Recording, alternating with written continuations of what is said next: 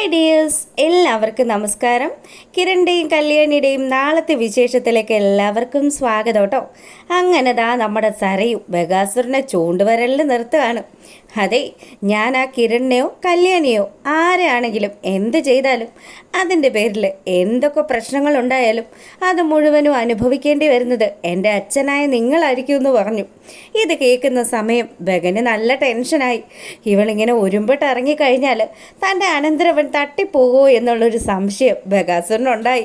അതുകൊണ്ട് തന്നെ അവൻ പറഞ്ഞു, ദേ, നീ ആരെ എന്ത് ചെയ്താലും എനിക്കൊരു വിഷയവും ഇല്ല, പക്ഷേ എൻ്റെ കിരണിനെ ഒന്നും ചെയ്യരുത്. നിങ്ങളുടെ പ്ലാൻ എന്താണെന്നൊക്കെ എനിക്കറിയാമെന്ന് ശാരിയും അവിടെ നിന്നുകൊണ്ട് പറയുക. അങ്ങനെ ബഗനാണെങ്കിൽ ദേഷ്യപ്പെട്ട് അവിടുന്ന് പോകുന്ന സമയത്ത് നമ്മുടെ സരയും ഭയങ്കര ദേഷ്യത്തിൽ അവിടുന്ന് പുറത്തേക്ക് ഇറങ്ങി പോവാം. മോളെ ആശ്വസിപ്പിക്കാൻ എന്നുള്ള രീതിയിൽ നമ്മുടെ ബഗാസുരൻ്റെ അടുത്ത് സംസാരിച്ചിട്ട് ശാരിയാണെങ്കിലോ സരയുടെ പിന്നാലെ പോയി. അതിനുശേഷം സരയിനോട് പറഞ്ഞു, മോളെ നീ എന്ത് ഉദ്ദേശത്തിലാണ്? ദേ, വെറുതെ ആവശ്യമില്ലാണ്ട് ഓരോ പ്രശ്നങ്ങളൊന്നും ഉണ്ടാക്കി വെക്കണ്ട. എപ്പോഴും അറിയാമല്ലോ, എന്തൊക്കെ നമ്മൾ പ്ലാൻ ചെയ്താലും അവസാനം രക്ഷപ്പെടുന്നത് അവർ തന്നെ ആയിരിക്കും. അവർക്ക് യാതൊരുവിധ പ്രശ്നങ്ങളും ഉണ്ടാവില്ല. അതുകൊണ്ട് എൻ്റെ മോള് ഇനി ഒരു പ്രശ്നത്തിനും പോകണ്ട. ആ മനുവിൻ്റെ കൂടെ സമാധാനപരമായിട്ട് എൻ്റെ മോള് ജീവിക്കുമെന്ന് പറഞ്ഞു. ഈ സമയമാണെങ്കിൽ സരയു പറഞ്ഞു, അതെ അമ്മ എന്താ കരുതിയിരിക്കുന്നത്? ഞാനും പ്രകാശനും വിക്രവും ഒക്കെ കൂടി ചേർന്ന് ഒരു പദ്ധതി തയ്യാറാക്കിയിട്ടുണ്ട്. അതനുസരിച്ച് ആ പദ്ധതി വർക്കൗട്ടായി കഴിഞ്ഞാൽ ദേ, ഇന്ന് ബർത്ത്ഡേ ആഘോഷിക്കുന്ന കിരണുണ്ടല്ലോ, അവൻ അടുത്ത വർഷം ഇതേ സമയം അവൻ്റെ ആണ്ടുബലി അവൻ്റെ പ്രിയപ്പെട്ടവർ അവന് വേണ്ടി ഇടേണ്ടി വരും. ആ രീതിയിലാണ് ഞങ്ങൾ കാര്യങ്ങൾ സെറ്റ് ചെയ്തേക്കുന്നത്. എൻ്റെ മോളെ, അവസാനം നീ ജയിലിൽ പോകുന്ന അവസ്ഥയിലേക്കൊന്നും വരരുത്. ഒരിക്കലും ഇല്ല. ഞാൻ ജയിലിലൊന്നും പോകാൻ പോകുന്നില്ല. ഒരുപാട് തെറ്റുകളൊക്കെ ചെയ്ത ഒരു മനുഷ്യൻ ഇവിടെ ജീവിക്കുന്നുണ്ടല്ലോ, എൻ്റെ അച്ഛനെന്ന് പറയുന്ന മനുഷ്യൻ. അയാളായിരിക്കും എന്ത് തെറ്റുകൾ ഞാൻ ചെയ്താലും അതിൻ്റെയൊക്കെ ഇരയാകാൻ പോകുന്നത്. അയാൾ ജയിലിൽ പോയി കിടക്കും, അല്ലാതെ ഈ സരയു പോവില്ല. ആ സമയത്ത് ഞാനും എൻ്റെ മനുവേട്ടനും കൂടി അന്തസ്സായിട്ട് അമേരിക്കയിൽ പോയി ജീവിക്കും. പിന്നെ അമ്മയ്ക്കും ഞങ്ങളോടൊപ്പം വരാം. പക്ഷേ അമ്മ വരുമ്പോഴും എൻ്റെ മനുവേട്ടനോട് മോശമായിട്ട് ഒരു വാക്കുപോലും സംസാരിക്കരുതെന്ന് സരയുദ ശാരിയെ താക്കീത് ചെയ്യാണ്. ശാരിയാണെങ്കിലോ മകളോട് പറഞ്ഞിട്ട് പ്രത്യേകിച്ച് പ്രയോജനമൊന്നും ഇല്ലാന്ന് വിചാരിച്ച് നേരെ പോവുക ബഗാസുരൻ്റെ അടുത്തേക്ക്. എന്നിട്ട് പുള്ളിയെ കണ്ട പാടെ തന്നെ പറഞ്ഞു, അതെ, നിങ്ങളുടെ മോള് കിരണിനെ കൊല്ലാൻ വേണ്ടി കൊട്ടേഷൻ കൊടുത്തിട്ട് നിൽക്കുകയാണ്. എന്തായാലും ഇപ്പം ഈ രീതിയിലാണ് മകൾ പ്രവർത്തിക്കുന്നതെങ്കിൽ ഒരു കാര്യം നിങ്ങൾ കരുതി വെച്ചോ, ആ മനോഹർ എന്ന് പറയുന്നവൻ പക്ക ഫ്രോഡാണ്. ഭൂലോക ഫ്രോഡായിട്ടുള്ള അവനെ സരയുന് നൽകിയത് നിങ്ങളാണ്. എന്തായാലും ആ കാര്യം അങ്ങനെ നിങ്ങളുടെ മോൾ അറിഞ്ഞു കഴിഞ്ഞാൽ അവൾ എങ്ങനെ പ്രതികരിക്കുമെന്ന് പറയാൻ പറ്റത്തില്ല. എന്തായാലും നിങ്ങളൊന്ന് കരുതിയിരുന്നോളാൻ പറഞ്ഞു. ബഗാസുരൻ ഇതൊക്കെ കേട്ട് നല്ല ടെൻഷനായിട്ട് നിൽക്കുക കേട്ടോ. പുള്ളിക്കാരന് നല്ല പേടിയുണ്ട്. സരയുടെ സ്വഭാവം വെച്ചിട്ട് സര എന്ത് ചെയ്യുമെന്നൊന്നും പ്രവചിക്കാൻ പറ്റത്തില്ലല്ലോ. അങ്ങനെ ഇവിടെ ഈ കാര്യങ്ങളൊക്കെ നടക്കുമ്പം നമ്മുടെ കിരണും കല്യാണിയൊക്കെ കൂടി അവർ ആ ഒരു ഫംഗ്ഷൻ നടക്കുന്ന സ്ഥലത്തേക്ക് പോവുക. അവിടെ ചെന്നതും അവിടെ നമ്മുടെ പ്രകാശനും അതുപോലെ വിക്രമാദിത്യ മഹാരാജാവും കൂടെ കാവൽ നിൽക്കുക. ഇവരെ കണ്ട പാടെ തന്നെ നമ്മുടെ ദീപയാണെങ്കിലോ എത്തിയിട്ടുണ്ടല്ലോ. വിളിക്കാത്ത എന്ത് ഫംഗ്ഷൻ വന്നാലും അതിലൊക്കെ വലിഞ്ഞു കയറി വന്നോളും. ഒന്നും പറഞ്ഞിട്ട് ഒരു കാര്യമില്ല. എടാ, ഇനിയെങ്കിലും ഈ നിൽക്കുന്ന നിൻ്റെ അച്ഛന് വേലയെടുത്ത് കൊടുക്കടാന്ന് ദീപത നമ്മുടെ വിക്രത്തിൻ്റെ മുഖത്ത് നോക്കി പറയുമ്പോൾ വിക്രമാണെങ്കിലോ, അതെ, ഞാനും എൻ്റെ അച്ഛനും ഒക്കെ ഒരുപാട് തെറ്റുകളൊക്കെ ചെയ്തിട്ടുണ്ട്. ചെയ്തു പോയതൊക്കെ തെറ്റായിരുന്നു എന്ന് ഞങ്ങൾക്ക് എന്തായാലും അതൊക്കെ ഒന്ന് തിരുത്തിയാൽ കൊള്ളാമെന്ന് തോന്നുന്നുണ്ട്.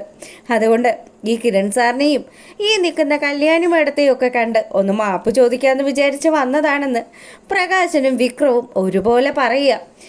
ഈ കള്ളന്മാർ വന്നിരിക്കുന്നത് എന്തോ ചില ഗൂഢലക്ഷ്യങ്ങളുമായിട്ടാണെന്ന് കിരൺ അപ്പോഴേ മനസ്സിലായി. എന്താടാ, പുതിയ നമ്പറുമായിട്ട് ഇറങ്ങിയതാണോ? അയ്യോ കിരൺ സാറേ, അങ്ങനെയൊന്നും പറയരുത്.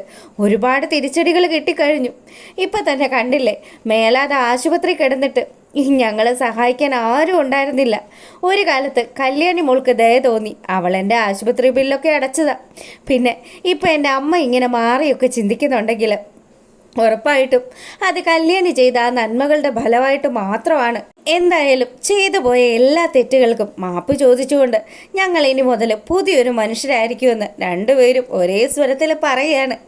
ഇത് കേട്ടിട്ട് കിരണിനും കല്യാണിക്കും ഒന്നും തീരെ വിശ്വാസമാവുന്നില്ല. എന്തെങ്കിലും കാണിച്ചു കൂട്ടെന്ന് പറഞ്ഞ് അവർ ആ ഫംഗ്ഷൻ നടക്കുന്ന സ്ഥലത്തേക്ക് നടന്നു പോവുക.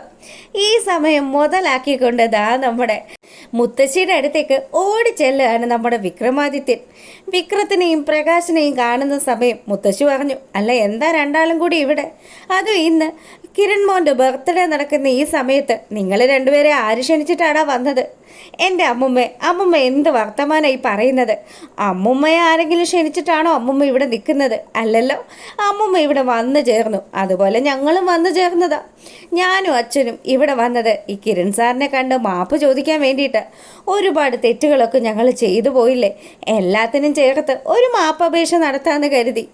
എടാ, നീയും നിൻ്റെ അച്ഛനും ഇവിടെ വന്നിട്ടുണ്ടെങ്കിൽ അതിന് പിന്നിൽ എന്തെങ്കിലും ഒരു ലക്ഷ്യം കാണുമെന്ന് എനിക്കറിയാമല്ലോ. സത്യം പറയടാ, നീയൊക്കെ എന്ത് മനസ്സിൽ കണ്ടോണ്ടാ ഇങ്ങോട്ട് വന്നേന്ന് മൂങ്ങ ചോദിക്കാൻ തുടങ്ങിയതും പ്രകാശനാണെങ്കിൽ ഈ അമ്മയോട് എന്ത് പറഞ്ഞിട്ട് ഒരു കാര്യമില്ലല്ലോ. എന്തായാലും അമ്മ ഇത്രയൊക്കെ ചോദിച്ച സ്ഥിതിക്ക് ഞങ്ങൾ അമ്മയോട് സത്യം പറയാമെന്ന് പറഞ്ഞ് പ്രകാശൻ വന്നതിൻ്റെ ഉദ്ദേശ ലക്ഷ്യത്തെക്കുറിച്ച് മൂങ്ങയോട് വെളിപ്പെടുത്തുകയാണ്. കിരണിനെ തീർക്കാൻ വേണ്ടിയിട്ടുള്ള പ്ലാനുമായിട്ടാണ് താനും കൊച്ചുമോനും കൂടി ഇവിടെ എത്തിയിരിക്കുന്നതെന്ന് മൂങ്ങ മുത്തശ്ശിയോട് പ്രകാശം പറയുമ്പം മൂങ്ങ നല്ല രീതിയിൽ അങ്ങ് ഞെട്ടി. എടാ, എന്തിനാടാ ഈ മഹാഭാപമൊക്കെ ചെയ്യാൻ വേണ്ടിയിട്ട് ഇങ്ങോട്ട് വന്നത്? അമ്മുമ്മ, ഈ കാര്യം നമ്മൾ 3 പേരും അല്ലാണ്ട് മറ്റൊരാളും അറിയരുത്. അതുകൊണ്ട് അമ്മുമ്മ വാ തുറക്കരുത്. അമ്മുമ്മ ആഗ്രഹിച്ചതല്ലേ അമ്മുമ്മയുടെ കൊച്ചുമോനായ ഞാൻ രാജകുമാരനെ പോലെ ജീവിക്കണമെന്ന്. എന്നിട്ട് അതൊക്കെ കാണാതെ എൻ്റെ അമ്മുമ്മയുടെ കണ്ണടഞ്ഞാൽ അത് ഞങ്ങൾക്ക് സഹിക്കാൻ പറ്റുമോ? അതുകൊണ്ട് അമ്മുമ്മയുടെ വയസ്സായ ഈ സമയം ഇനി നമ്മളുടെ കൂടെ തന്നെ ആയിരിക്കും. എന്തായാലും അമ്മുമ്മയെ ഞങ്ങൾ ആരും ഒരു വൃദ്ധസദനത്തിലേക്ക് അയക്കില്ല എന്ന് വിക്രം വാക്ക് കൊടുക്കുകയാണ്. വിക്രത്തിൻ്റെ ഈ സംസാരമൊക്കെ കേട്ട് കഴിഞ്ഞപ്പോൾ മൂങ്ങയുടെ മനസ്സൊക്കെ ഒന്ന് അങ്ങോട്ടും ഇങ്ങോട്ടും ഒക്കെ ചാഞ്ചാടാനും തുടങ്ങിയിരിക്കുന്നു. അങ്ങനെ കിരണും കല്യാണിയൊക്കെ ചേർന്ന് ആ ഒരു ഫംഗ്ഷൻ അറേഞ്ച് ചെയ്തിരിക്കുന്ന ആ ഹാളിലേക്ക് എത്തിയതും അവിടുത്തെ വാർഡൻ പറഞ്ഞു, എന്നാൽ പിന്നെ ഐശ്വര്യമായിട്ട് കിരൺ സാറ് ഈ കേക്ക് കട്ട് ചെയ്യുമെന്ന് പറഞ്ഞ് കേക്കൊക്കെ എടുത്തു കൊടുക്കുകയാണ്. അങ്ങനെ നല്ല സന്തോഷത്തിലെ കിരണും കല്യാണിയും ഒക്കെ ഇങ്ങനെ നിൽക്കുമ്പോൾ ദീപയ്ക്ക് പ്രകാശനെയും വിക്രത്തിനെയും കണ്ടിട്ട് എന്തോ ചില ടെൻഷൻ തോന്നുകയാണ്. അങ്ങനെ ദീപ ടെൻഷൻ അടിച്ച് നിൽക്കുമ്പോൾ നമ്മുടെ കിരൺ പറഞ്ഞു, അമ്മ ചുമ്മാ അതും ഇതും ആലോചിച്ചൊന്നും ടെൻഷൻ അടിക്കണ്ട. എന്തായാലും ഇപ്പം ഈ ഒരു ഫംഗ്ഷൻ കഴിഞ്ഞ് കഴിഞ്ഞാൽ നമ്മളിവിടുന്ന് പോവുമല്ലോ. മോനെ, എന്നാലും എനിക്ക് എന്തൊക്കെയോ ചില ഭയം തോന്നുകയാണ്. നമുക്ക് എന്തോ സംഭവിക്കാൻ പോകുന്നു. അങ്ങനെ ഒരു തോന്നൽ എൻ്റെ ഉള്ളിൽ വരുവാണെന്ന് ദീപ അവിടെ വെച്ച് പറഞ്ഞതും കല്യാണിക്കും ടെൻഷനായി. അങ്ങനെ എല്ലാവരും നോക്കി നിൽക്കിയതാ നമ്മുടെ കിരൺ ആ ഒരു കേക്കൊക്കെ കട്ട് ചെയ്ത് എല്ലാവർക്കും സെർവ് ചെയ്തുകൊണ്ട് നിൽക്കുമ്പോൾ പ്രകാശനെ നോക്കി ചെറിയൊരു പുഞ്ചിരിയോട് കൂടി നിൽക്കുന്ന നമ്മുടെ മൂങ്ങ മുത്തശ്ശിയെ കാണിച്ചുകൊണ്ടാണ് നാളത്തെ ആ ഒരു പ്രമോ വിശേഷം അവസാനിക്കുന്നത്. എന്തായാലും കൊച്ചുമകൻ്റെയും അതുപോലെ പ്രകാശൻ്റെയും ഒപ്പം തന്നെ ആ കിളവി കൂടാനുള്ള സാധ്യതയൊക്കെ കാണുന്നുണ്ട്. അപ്പോൾ ഇഷ്ടമായാലേ ലൈക്ക് ചെയ്യണം കേട്ടോ. ഓക്കേ.